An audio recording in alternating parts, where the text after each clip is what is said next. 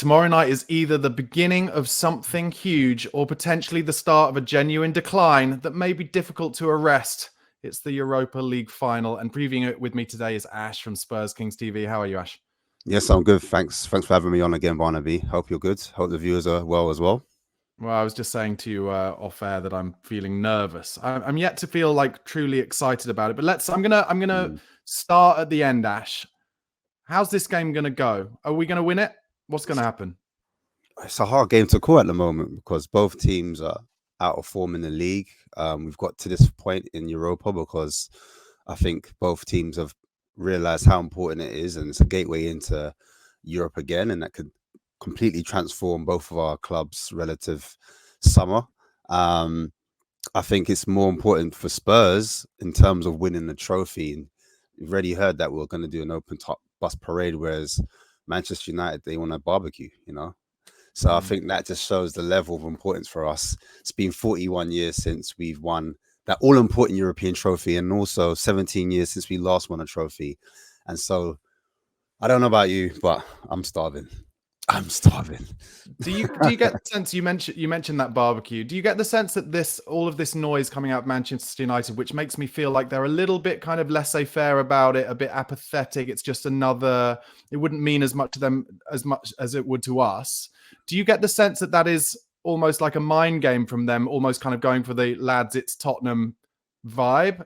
Or do you actually think that on the day, these are the kind of things that Ange is going to pin to the wall and say to the boys, as if you needed any more motivation? These guys are taking the piss out of you a bit. No, honestly, listen to a lot of their fan channels and speaking to a lot of Man United fans. Some of them are saying this is a second-rate Europa Cup.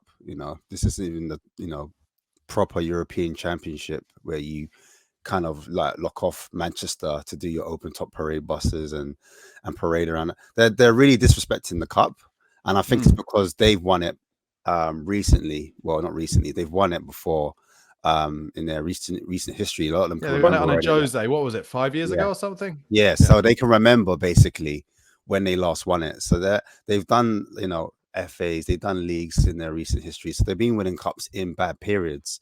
So I genuinely believe them when they say they're not really fussed about, the cup. It's more about the financial connotations because of where they are at in terms of, money, trying to get into the next level where they're trying to build a stadium. They're trying to get a rebuild for Amorim. They're taking away tickets from actual staff members to fund, whatever it is that Radcliffe's trying to do. He's cutting corners everywhere, and so that's the genuine consensus that they need the finance. Really, they really need it. But can that? I guess what I'm asking is, can that trickle down to the team and lead to a bit of a lack of motivation on the pitch from them? Whereas, we're hearing kind of Mickey van der Ven speak this week, and Basuma and a lot of the players speak about how the messaging throughout the season from Ange has been like, you are the group who can do something special. And could we take advantage of it, is what I'm saying, and really be more motivated on the pitch and show more desire?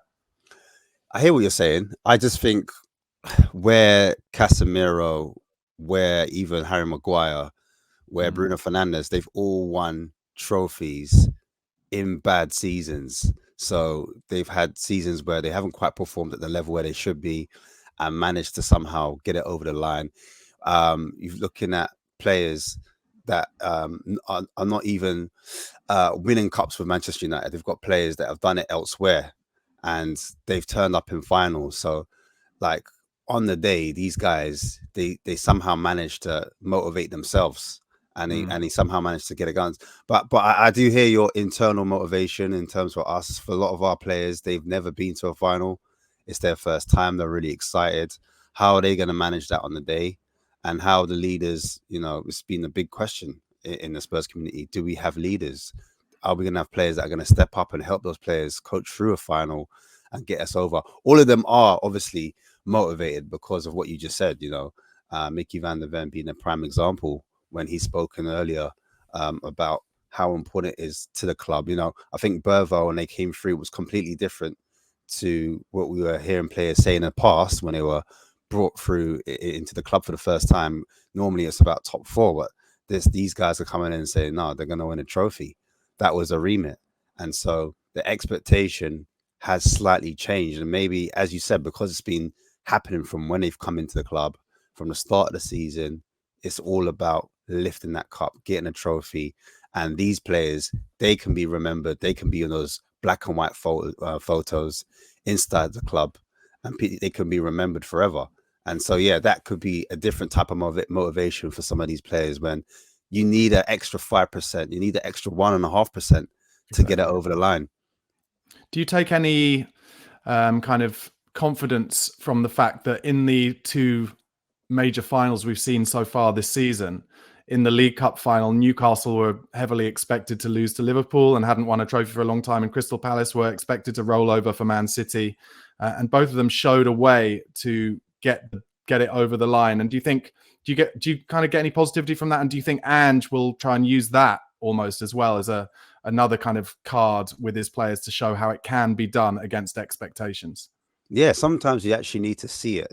Sometimes I remember just in life, I always surround myself alongside, winners, people that can, that are better than me, and people that have been there and done it, and having teams that may quote unquote be a less of a big club or not in the big six achieve some of the things that you want to achieve.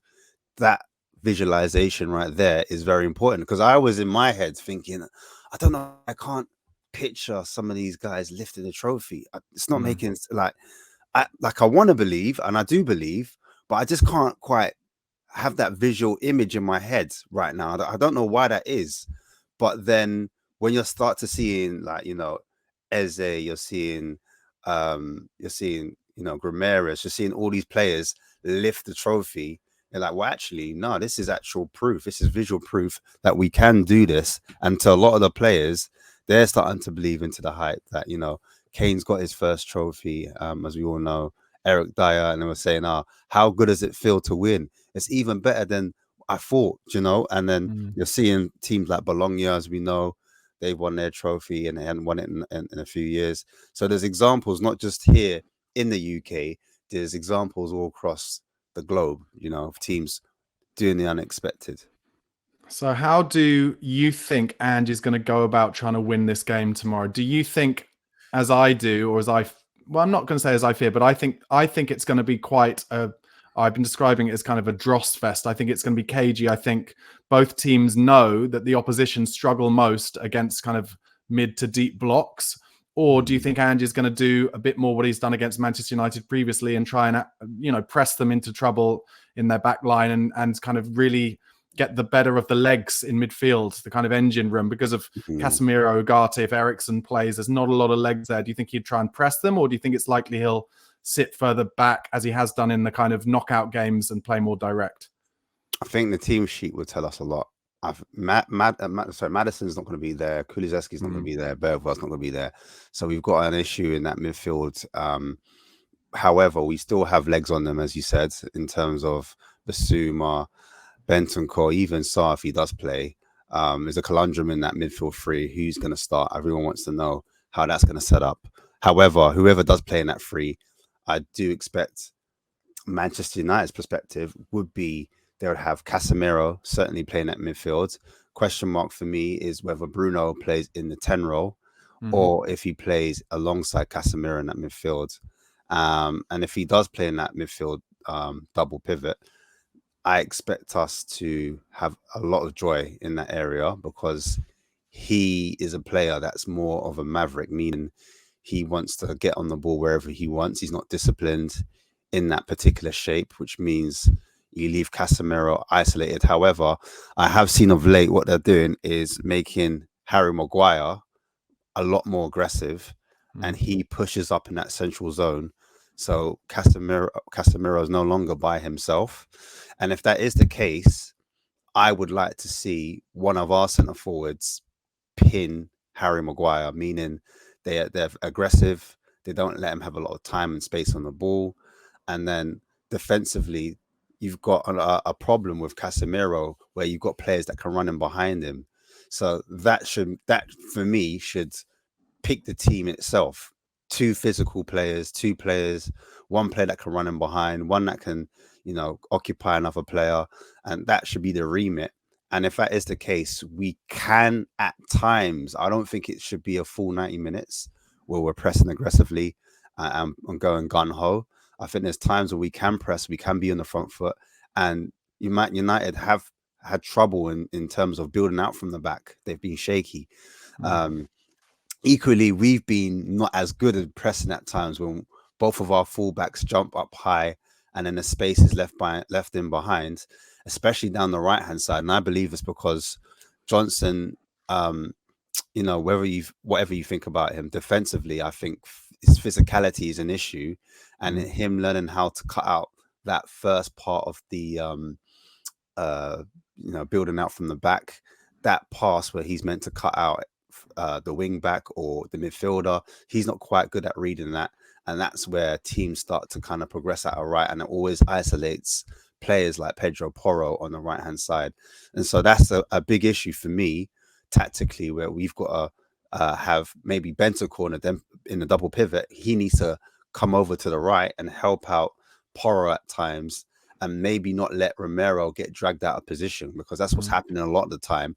And you'll see Rasmus Højlund, I don't think he's a good striker, but he's going to want to be getting in between Romero and Van der Ven, or Romero and Pedro Porro, at that back stick, because we've conceded so many goals at that far side. I would say I think Bentancur has done that job pretty well in these knockout ties. He's been kind of minesweeping really well and helping out Porro. So hopefully that continues. Where do you think then, because there's been some talk this week from people suggesting that if Sarr's back injury means that he can't play as well, that he might go for a 4-4-2, and that Aston Villa game when we were defending, we certainly defended in more of a 4-4-2. Could you see him changing, or do you think he'll stick to the same shape? And if so, let's imagine Sarr isn't fit, who would he choose as that kind of third midfielder, do you think? I've been calling for 4-4-2 because I just look at the profiles that we have, where our strengths lie. And I think both times we played it at Villa, and even like slightly at Palace, we tried to play a little bit more direct, but we didn't have the profiles to play direct, if that makes sense, because the physical matchups weren't there. And people were saying, we were forced to go along, but I just think it was a natural tactic. But we were trying to get into some of these players to let them know in the final, there are times when we want to play vertically, we want to stretch the opponents and get in behind that way. And yes, Odegaard is quick. Yes, Tell was quick, but at the same time, he's going against real big fellas in Crystal Palace's back line. Against Villa, I think we tried to play with 4 going forward. So it wasn't necessarily always a 4-4-2, even though we did block in a 4-4-2 at times, and even it was a 5-2-3 or 5-3-2 at times. Mikey Moore was playing right back quite a lot of that game. Yeah, exactly. So that created the back 5. But sometimes I think a 4-2-4, when we are with the ball, we are attacking, we are counter-attacking the space in behind.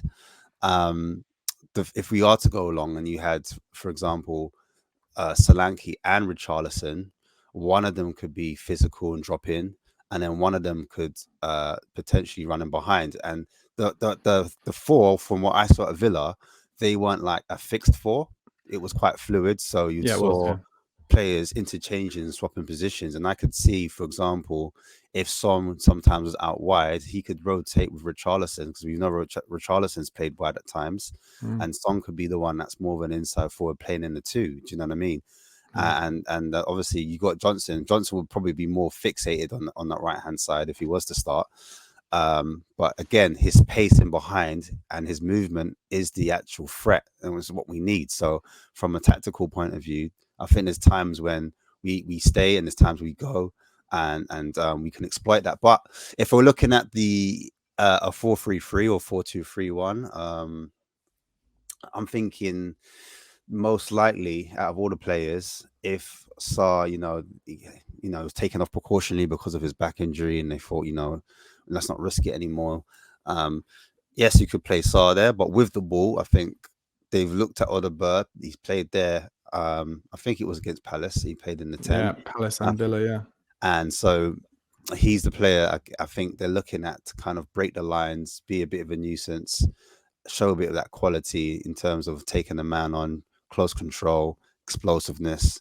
He's got that. It's just the end product where people associate a 10 with, threading a ball through the lines. He's not that type of player. He's more like would say like a Rodgers. Rodgers likes to get on the ball and turn and run at players, etc. And I think the profiles in that way. Not saying he's at the level, but in terms of getting on the ball and running at a player, I think Ange has spoken about Odegaard quite a few times. He's spoken about him highly, and there was loads of times at the start of the season where he actually started Odegaard over Johnson. So that would indicate to me that that is clearly an option, whether he starts with it or whether he comes on in the second half. If I don't know if we're chasing the game or if we need to switch things up a little bit, the momentum is changing, and we're looking a little bit leggy, then I think maybe Odegaard comes on and he can create that. Similar with Saar again. It depends on the scenario and how the game's panning out. Saar will be utilized as a battering ram, I call it, and he'll be used his legs to get around, cover the pitch, close players down, make it awkward for them. As we've already identified, we know at first hand when we were playing under Conte, the 3-4-3, we were always getting outnumbered in the midfield. And some of the players, when they're not coached right, they struggle in that type of system. And we've been seeing it with Manchester United all season in terms of what are they? Are they a counter-attacking team? Are they a possession side? Nobody can quite tell. But you see against Chelsea, I saw them a lot more aggressive, pressing high, going man-to-man. So if they are to do that to us, go man-to-man, and one of our players are be able to beat them, then all of a sudden there's a space that opens up. And, you start seeing gaps in the pockets. You start seeing gaps centrally. You see gaps in behind. And that's where we can get at them if our players are really up to it. Now, we spoke about that extra 5% or extra 1.5%. That's where we need it in those moments. Yeah, I agree. Really good points. Do you think Richarlison didn't play against Aston Villa because Ange has him to start on Wednesday, tomorrow night? Sorry. Yeah, I honestly think him and either playing on the left or him playing in the 2, he offers physicality, which Manchester United do struggle with. I think we're a lot more physical than United. They've got players. I think that's why Harry Maguire has featured heavily for them centrally, because they do have a physicality issue.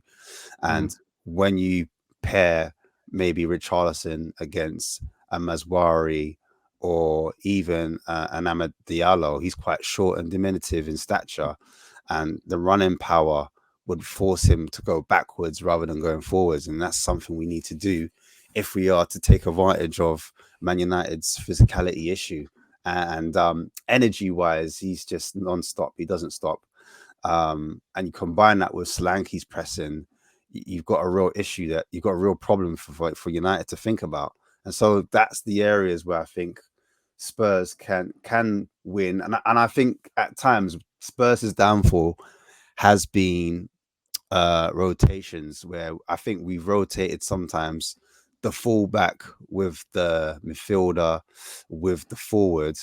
And when we lose the ball, that's where you don't see always the strongest player in their rightful position. This way, if you play in that kind of more of a, 4, or you're playing, the physical players, Richarlison's going to be able to defend a lot better if we lose the ball, because he's got the the tools, he's got the characteristics to help out. He's a worker. Do you know what I mean? So that's what you want essentially. You want, if right hand side is quite flimsy, we would see a lot of our attacks, and typically we'll see it build up on the left hand side, and there's been a lot of chemistry and profile types that suit that side, and that's why we do favor that side to attack down, in my opinion. Do you hold any do you get anything from these kind of continuing reports that Bergvall might be finding a way to be involved in the matchday squad, or do you think that's all a red herring? But there's been lots of rumors that he's actually surprised the medical team of how quickly he's recovered, and as an 18/19-year-old kid, I can imagine him being desperate to make that cup final. And so I think, sometimes, when you've got that, I'm going to go a bit woohoo on you. Yeah? When you've got that internal belief and your body's just rimming and it wants to get better, and you're doing everything you can inside you, and you're taking all your vitamins, you're eating right, you're sleeping, you're taking extra care. You're doing extra gym sessions, 1v1s, doing one-on-ones with him on the pitch. He's doing everything he can to get as ready as he can for that final. Now, whether he starts, I doubt it highly. I don't think he'll be ready in terms of match fitness. He won't be as sharp. I know he's still young, so he wouldn't be like, dead on his feet. But in terms of being ready for a 90-minute game, he has missed maybe 2 or 3 games, and that can make a difference at this level, at this intensity, when you need the extra 5 to 1.5%. As I said before, he's going to need all the rest he can get. And even if they pump him up full of injections, we've learned from before with Kane, it doesn't always work out, the way you thought on the pitch. And so I think they would use him wisely. Maybe, as we said, like with Odegaard coming on, Bergvall coming on, much of a difference he makes when he does come on. He's got so much fire and aggression and passion and energy and ability as well. He's not afraid to get on the ball, make things happen. And you need players like that are going to turn up and not phased by big moments. And he hasn't let us down so far, since he's had those games like the Galatasaray game. And he's really grown since then. My God, yeah. So that's pretty much it. Head versus heart then, Ash. What's going to happen? Are we going to be celebrating tomorrow night, or is it going to be the beginning of a very long, dark summer? You know what? I've had so many scenarios play out in my head. It's like, as a gym bro, I'm like, do I cut? Do I bulk? Sometimes you're hungry, sometimes you're not. Like, do you know what? Do I cut my hair all off? Do I keep my hair? Like, those things just run through your mind. Just random thoughts pass through the mind. And sometimes I'm like ultra positive. Sometimes I'm ultra like, we're Spurs. Like, I've had so much hurt throughout these years. And as I said at the start of the stream, 17 years of hurt. It starts to become like programming, But even that 17 years and even, if you go back to 99 before that, they're just league cups. They're not, to be honest, this is like this would be properly huge. So it's not even, I'm not saying the league cups don't count, but I'm just saying like this is a proper European trophy and an opportunity to show all of Europe that we can win trophies, and that could change the way that we're able to attract players, I think, as well. So what are you going? If I was giving you £1,000 to put a bet on, where would you go? Wow, £1,000. Oh, jeez. If you weren't a Spurs fan as well, I've got to take that away from you. So you're just looking at it in terms of a neutral. As a neutral, you go for the favourites, wouldn't you? You wouldn't go for the underdogs. You go for Manchester United. Logic would dictate that Manchester United have the heritage. They've done it in recent times. They know how to win finals. They've got match winners. How many percentage points do you think that counts for then? The fact that they've been there and done it, and they're a legacy heritage club who find ways to get over the line like this? It counts for me. It counts for a lot. It does, because when you've got a match winner in your team, you've got players on their day, they can just turn up. I mean, that's why Maddison injury was so devastating, because he was that type of player where he could just turn up, and he was the difference when we played. I think he missed the cup final for Leicester when they won it as well, Yeah, possibly. There's been many players that have missed cup finals for us, and we've got it over the line. So in '84, it's not make or break in that sense. But I'm just saying, in terms of like, if I'm kind of going to put money on it, that's how my logical thinking would go. Sure. However, I'm not putting £1,000. I'm coming from the fan. So everything in my head is looking at a way of how we could win it, where Man United flaws are. And that's what matters to me at the end of the day. There's a reason why I'm a fan of a club, because sometimes you just have to go down that lane. You have to believe, you have to have hope. It's like any other religion. You have to have the faith. Otherwise, what's the point? Do you know what I mean? Yeah, totally. 4-0 Spurs then. 4-0 Spurs, Ash. We get an early one. They come at us. We pick the gaps, stick it over them. And it's the first time in the history of Spurs that they make it easy for us and we can enjoy the whole thing. Am I right? I was going to say, like, if I'm going halfway between the two, it's going to be a nervy game. And we could go up early, for example. We could get a goal early, for example, and I'll be nervous because we're holding on to a lead, and Spurs don't like to hold on to leads. Yeah. Equally, we could do it, stay in the game, and it could just be, like you said, a terrible game on 0-0. Yeah, 0-0. We nick it last minute, or it could go down to the wire, or extra time.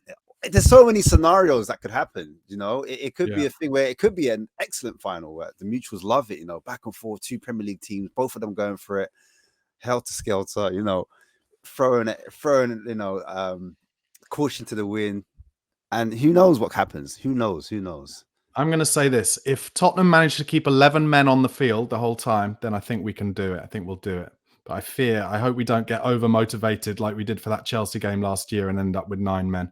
But listen, Ash, thanks so much for coming on the show. Really appreciate it. Let my audience know where they can find you, Spurs Kings TV on YouTube and all the other platforms. Yes, so we are Spurs Kings TV on YouTube. We're also on X. Spurs Kings TV on X as well. But yeah, we've got a show coming up tonight. So guys, we're going to do a preview pretty much similar to this. So if you guys are interested and you want more of those nerves calmed, I'll be trying to find some more scenarios on how we can do this, man. Great stuff. And also, Ash will be doing the watch along on We Are Tottenham TV for the game tomorrow night. So if you want to watch it alongside his dulcet tones, go and do that. Guys, thanks so much for watching and listening. Please do press that like button if you haven't already. Please do subscribe to the channel. And we're recording this about 11:30. Ange's press conference, I think, is 3:30 this afternoon. So let's hope for some good news on the team news front from there. But most importantly, enjoy your final day tomorrow. Come on, you Spurs.